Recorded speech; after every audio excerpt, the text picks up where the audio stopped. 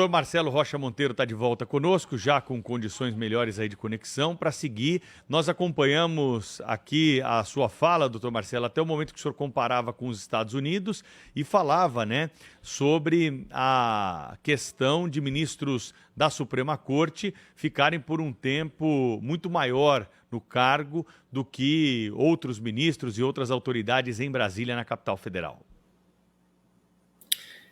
Exato. Eu não vejo qualquer justificativa para residência oficial custeada pelo pagador de impostos, na medida em que o sujeito não... Ele sabe que quando ele é nomeado para o STJ ou para o Supremo, ele vai ficar lá até os 75 anos, né, que é a idade da aposentadoria compulsória. Se ele quiser se aposentar antes, é por conta dele. Então, se ele sabe que tem que morar em Brasília por 20, 25, 30 anos, né, tem gente nomeada antes dos 50 anos, né, ele sabe que vai precisar providenciar moradia em Brasília e deveria ser por conta própria, né? Então, não vejo realmente qualquer justificativa para uma reforma, muito menos para uma reforma milionária como essa. É preciso... É isso. É preciso a gente, para uma questão de justiça, né, apontar o seguinte: nem todos os ministros se utilizam desse tipo de mordomia. É preciso a gente lembrar, né? Lembrar, por exemplo, que o ministro João Otávio de Noronha, que inclusive já foi presidente do STJ, mora em sua própria casa. Não tem mordomia de casa oficial, etc., né? A ministra Cristina Peduzzi, que já foi presidente do Tribunal Superior do Trabalho, mora na sua própria residência. Então, assim, na verdade é uma questão, é um ato de vontade da autoridade, né? Usufruir ou não desse tipo de privilégio que para todos os brasileiros, com toda certeza, com exceção de quem se beneficia disso, é um absurdo. Doutor Marcelo, o senhor está aqui para falar com a gente também sobre as questões ligadas, né, à segurança ou insegurança pública. E a questão da saída temporária tem sido um capítulo muito importante de debate desde o início do ano, mais uma vez, né, pela indignação da população com a quantidade de presos que acaba sendo liberada pela justiça, pela porta da frente, com autorização da nossa legislação, e presos que não retornam. Em São Paulo são mais de 1.500 que não retornaram, além daqueles que foram presos praticando crime durante o período da saída ou que descumpriram as medidas que são colocadas para a saída temporária e voltaram para a cadeia antes do prazo. Agora há o compromisso de algumas autoridades de pressionar o Congresso Nacional e principalmente o Senado para votar essa matéria. Seria importante mudar as regras da saída temporária no país, na visão do senhor? Bom dia. Bom dia, eu acho extremamente importante que se acabe com a saída temporária, né? Veja, infelizmente no Brasil, algumas políticas públicas são feitas com base em achismo, né?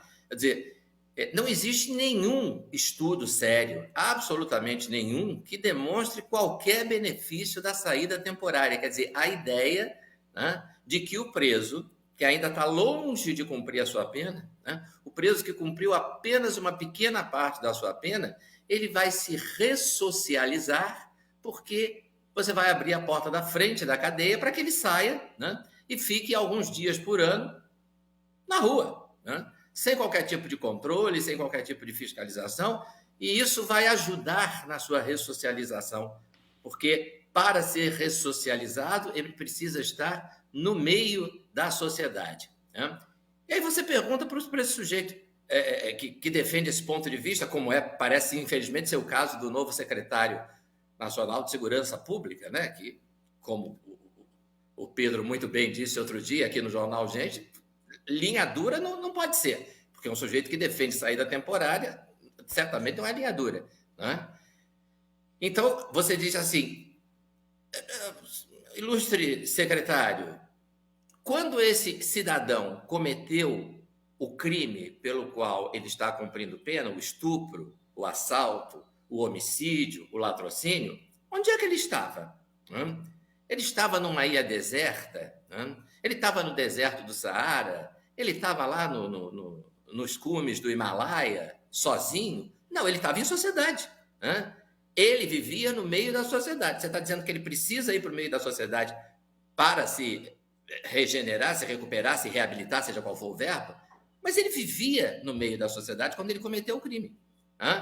Quando esse sujeito está no meio da sociedade, o que ele faz é isso, é matar, é estuprar, é assaltar, né? Então, quando você vai colocar ele de novo no meio da sociedade, muito provavelmente ele vai voltar a fazer isso, né? Então, não tem nada, nenhum estudo, absolutamente nada, é puro achismo. Essa história de que a saída temporária ajuda o sujeito no seu processo de reabilitação. O que ajuda o sujeito no seu processo de reabilitação é ele se arrepender do que fez e tomar a decisão de não voltar a cometer crime. Isso é que é decisivo. O resto não adianta nada. Se você oferecer ao sujeito, como diz o professor Stanton Seminal, né, psiquiatra forense por mais de 40 anos atuando no sistema prisional americano, autor do livro A Mente Criminosa, se você oferecer a um criminoso que não se arrependeu, né, do crime que cometeu, um curso de contabilidade, por exemplo, durante o tempo em que ele está cumprindo pena, quando ele sair da cadeia, você vai ter um criminoso que sabe contabilidade. É essa a diferença. Você tinha um criminoso que não sabia contabilidade quando entrou, quando ele sair, vai ter um criminoso que sabe contabilidade, quem sabe até vai usar esses novos conhecimentos para cometer novos crimes. Se não se arrepende, se não toma a decisão de não voltar a delinquir, saída temporária só serve para isso, né? Para que o sujeito fuja, para que cometa novos crimes. Então, a gente espera realmente que o Senado se sensibilize, porque não é possível, né? Em questão de dias, quantos homicídios nós tivemos, né, cometidos, aquele caso do policial em Minas Gerais, né? Quer dizer, é um crime perfeitamente evitável, né? Porque é um crime cometido por um criminoso condenado que estava cumprindo pena e, inexplicavelmente, permitiu-se a ele que saísse pela porta da frente. É chocante, não é, doutor Marcelo, a argumentação dos que defendem a saidinha ou saidão, né? O novo secretário de Segurança Pública, doutor Mário Sarrubo, talvez para tentar agradar os petistas, a esquerda, para evitar críticas ao fato de que ele serviu a governos tucanos, etc., ele então vem com essa declaração, né? Ele se declarou um entusiasta da saidinha. Quem é que se entusiasma com a situação em que o preso é colocado na rua? Preso perigoso, porque não tem ali nenhum, só cumpre pena em regime fechado, preso muito perigoso. Não tem ali gente que, sabe, bateu carteira. Tem gente ali que cometeu crime muito sério. E essas pessoas é que são beneficiadas. Aqui entrevistamos, na sexta-feira, o secretário de Segurança de São Paulo, Guilherme Derrite, e ele deu números aqui, doutor Marcelo, eu queria que o senhor comentasse sobre isso, e que ilustram essa falácia, né? A falácia da ressocialização promovida pela saidinha e etc. Ele disse que durante a saidinha de fim de ano, a Polícia Militar de São Paulo prendeu 1.017 presos de saidinha que estavam cometendo algum tipo de irregularidade, feriu algum tipo de irregularidade da saidinha, como, por exemplo, não se ausentar de casa à noite, não encher a cara, enfim, não se drogar, essas coisas todas. E eles, então, foram presos e devolvidos à prisão. Destes, 81 foram presos cometendo crime. A polícia chegou no exato momento em que eles estavam cometendo o crime, né? E isso desfaz completamente aquela alegação, inclusive do futuro secretário Sarrubo, quando ele disse, olha, mas são apenas 4%, apenas 4% não voltam para a prisão depois da saidinha. Apenas 4%? É o estado de São Paulo, por exemplo, colocando na rua 1.500 bandidos perigosos para voltarem a cometer crimes, né? É impressionante. Os números do Rio de Janeiro devem ser muito próximos disso, né, doutor? Sim, são próximos. E você verifica o seguinte, quer dizer, em 80 e poucos casos, você mencionou, a polícia chegou no momento em que o sujeito estava cometendo o crime. Você imagina em quantos casos o sujeito cometeu o crime e a polícia não chegou naquele momento, né? Infelizmente. Então, qual é o sentido? 4% é pouco? Você imagina, né? O estrago que esses 4% não podem. Basta um, na verdade, né? Basta um delinquente desses atirando na cabeça de um policial, né, para marcar a vida de uma família para sempre, né? Uma criança que perde o pai, a mulher que perde o marido, a mãe que perde um filho, né? E tudo isso para quê? A pergunta não importa se é 4%, 1%, 50%, a pergunta é para quê? né? Qual é a finalidade disso? Não existe nenhuma prova, nenhum estudo científico que demonstre que essa saída temporária, né? Faz um estudo, pega assim, olha, sem saída temporária o índice de reincidência é X, com saída temporária o índice de reincidência cai para X sobre 2, né? Cai 50%. Isso é tudo balela, não existe nada disso. Né? Não existe nenhum estudo comprovando isso. Os índices de reincidência são altíssimos e a saída temporária só serve para favorecer a reincidência. Vocês já repararam, Cláudio, Pedro, o número de notícias que vocês dão, né, do fulano que foi preso matando, roubando, estuprando e tinha 11 passagens pela polícia, e tinha 44 passagens pela polícia, né? E tinha 60, tem um caso aqui no Rio, acho que eu já comentei aqui, né? 60 prisões por furto do mesmo indivíduo. Né? Quer dizer, então, são pessoas que, no meio da sociedade, né, o que elas fazem é cometer crimes. Né? A pena privativa de liberdade foi criada para isso, né? Para retirar essas pessoas do meio social, para segregá-las. Não foi criada para reabilitar, recuperar, regenerar, porque isso é uma decisão, como eu já disse, individual. Né? Isso está na consciência do sujeito. A pena de prisão foi criada para tirar essas pessoas do convívio social, para que elas não convivam com a gente pelo maior tempo possível. Porque, dessa maneira, primeiro, elas não vão cometer crimes. Enquanto estão lá dentro, não vão assaltar a gente aqui fora. E segundo, os outros indivíduos que pensam em cometer crimes vão dizer, melhor não, porque se eu fizer isso, eu vou ficar preso por muito tempo. Doutor Marcelo, conversando com policiais aí que lidam dia a dia com a criminalidade, eles relatam que os bandidos são conhecedores, né, dessa fragilidade da nossa legislação. E não só os menores de idade, né, que de um tempo para cá já adotaram essa expressão, eu sou de menor e não posso ficar preso, e acabam voltando rapidamente, a questão da maioridade penal que a gente já tratou muitas vezes aqui, e que também, né, não avança de jeito nenhum nesse país. Os bandidos maiores de idade também já sabem que eles têm audiência de custódia, têm habeas corpus, têm saída temporária, eles têm livramento condicional, ou seja, tem uma série de benefícios. Até muitas vezes a impressão que nós temos é que o bandido tem mais benefícios do que a vítima, ou a família da vítima, quando a vítima já não está mais aqui para contar a história ou gozar de algum tipo, né, de proteção do Estado. Essa questão da reincidência, ela também precisa ser, de alguma forma, observada, para que a gente não tenha essa sensação de que a polícia fica enxugando gelo. A polícia prende um dia, no dia seguinte, por algum desses benefícios que eu citei aqui, o sujeito está de volta nas ruas? Olha, você tem toda a razão, Pedro. Os criminosos, de modo geral, eles têm plena consciência, né, das consequências de seus atos. Né? Eles têm plena noção de que não vai dar nada, né? Como dizem, essa é outra porta aberta para a impunidade, a ECA, né? O Estatuto da Criança e Adolescente. Mas mesmo os maiores, então, por exemplo, nesse caso que eu comentei, né, de um processo, né? O desembargador relator é pessoa conhecida minha e me chamou a atenção para esse caso. O sujeito foi preso por furto simples 60 vezes. 60, não é para ter que repetir o número, porque parece ficção, né? 60 vezes. E aí ele vai para a audiência de custódia. Na audiência de custódia, como é furto, sim, não é roubo, não é assalto, né? É furto. Né? Mas não importa, né? Está causando prejuízo a alguém. Furtou um celular de um trabalhador que pagou aquilo, está pagando aquilo ainda em 24 vezes, enfim. Né? Então ele furta, é preso em flagrante. Vai para a audiência de custódia. Furto simples, pena máxima de 4 anos, não pode decretar a preventiva. Não pode converter aquela prisão em flagrante em preventiva, que é outra maluquice da nossa lei. Né? Então, ele é liberado. E aí ele volta, eu não sei se quando eu comentei eu acrescentei esse detalhe, que é um requinte assim, de crueldade. Ele volta para o mesmo lugar. Essas 60 vezes em que ele foi preso, furtando, foi no mesmo lugar. Ele volta para o mesmo lugar. Ele não se preocupa em mudar, não, que esse ponto deve ser um ponto bom, né, para furto. Então ele volta, né, e vai furtando, porque se eventualmente ele for preso de novo, ele já sabe o roteiro. Né? Vai sair outra vez, preso de novo, sair outra vez. Como é que você pode ter uma lei assim? Né?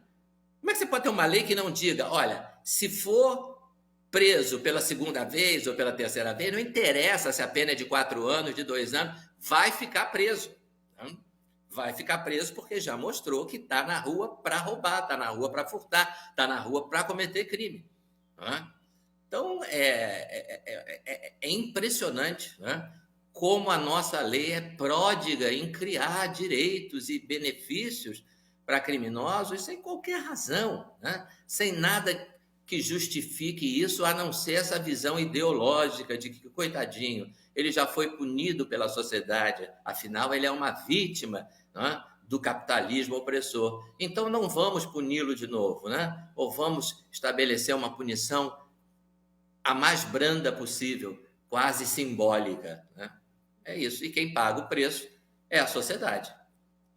Doutor Marcelo, mais cedo aqui trouxemos a informação e comentamos uma decisão lamentável de uma juíza da 4ª Vara de Fazenda Pública do Rio de Janeiro, proibindo abordagens noturnas. Abordagens noturnas, que é tudo que se espera, muitos cidadãos esperam da polícia, né? O cidadão, durante o dia eu me viro e tal, agora à noite tem que ter polícia na rua, né, para proteger a sociedade, tem que ter agentes do Estado agindo no sentido de melhorar a situação. E aí iniciativas de zeladoria na cidade do Rio de Janeiro resultaram numa ação absurda, de carga ideológica evidente, né? E eu não sei exatamente a motivação disso, né?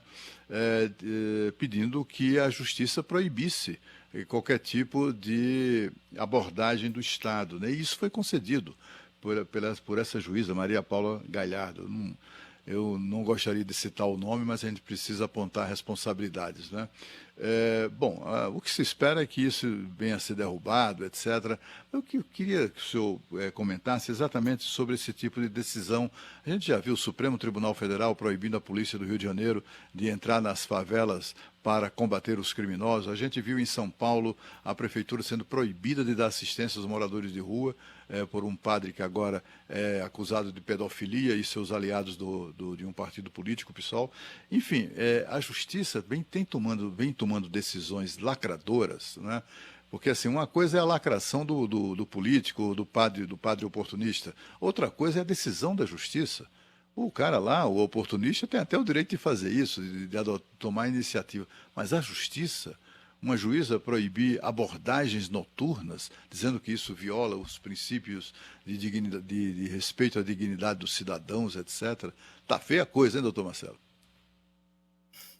Eu fui dar uma olhada nessa decisão, dei uma lida rápida, né? A juíza concedeu em parte, né, o que foi pedido. Queria-se uma proibição mais ampla e tal, e ela reconhece na decisão esse dever do poder público de zeladoria, de cuidar das vias públicas, né, impedir que elas sejam transformadas em locais onde se façam necessidades fisiológicas publicamente, etc. Ela reconhece isso na decisão. Ela reconhece também o poder da polícia de apreender objetos, né, que essas pessoas estejam colocando ali na via pública, né, e o que ela faz é não admitir a abordagem do morador de rua no período noturno, porque ela entende que essa abordagem do sujeito, quando ele está dormindo, no momento em que ele estaria mais fragilizado, violaria o princípio da dignidade da pessoa humana, né? Eu particularmente não concordo com essa visão, não, mas eu lendo a decisão como um todo, eu também tive um impacto primeiro, porque isso, qualquer abordagem não é possível, né? Na verdade, a proibição dela se limita à abordagem do morador de rua, né? Não é flagrante delito, não. Morador de rua no período noturno, enquanto ele está dormindo, porque ela entendeu que ele estaria mais fragilizado, né? Eu, particularmente, discordo, porque a via pública, né, além de não ser mictório público, ela não é dormitório público, né? Então, nós temos Curiosamente, por exemplo, a rua onde fica, aqui no Rio, no centro, a sede do Ministério Público, da Defensoria Pública e da OAB, que é a Avenida Marechal Câmara, ela é vocês não têm ideia, né? Você passa aqui depois das 6 horas, ela virou um imenso dormitório público, né? Então, a visão, eu acho que a visão que vem sendo adotada da questão do morador de rua, ela está profundamente equivocada, né? Porque o que você tem que fazer em prol do morador de rua é tirá-lo da rua, né? Dar a ele um abrigo, onde ele pode, porque a rua é via pública, né? Via significa um local por onde você passa, né? Eu vou de São Paulo para Belo Horizonte via Rio de Janeiro. Então, via sempre tem a ideia de caminho, né? Então, não é um local onde você vai morar, onde você vai fazer suas necessidades, onde você vai dormir, né? E aí é uma espécie assim de privatização da via pública, né? Então, eu acho que o poder público tem que agir nesse sentido. E aí você tem de tudo também, viu? Na questão do morador de rua, você tem de tudo. Você tem as pessoas que não têm meios, não têm recursos, estão ali por necessidade, etc. Mas tem foragido da justiça, né? Você vai encontrar foragido da justiça ali, né? Vai encontrar pessoas perigosas, né? É um problema. Doutor Marcelo Rocha Monteiro, especialista nas questões da segurança pública, procurador de Justiça do Ministério Público do Rio e também professor de Direito Penal, Processual Penal. Muito obrigado pela participação mais uma vez aqui no Jornal Gente. Até uma próxima.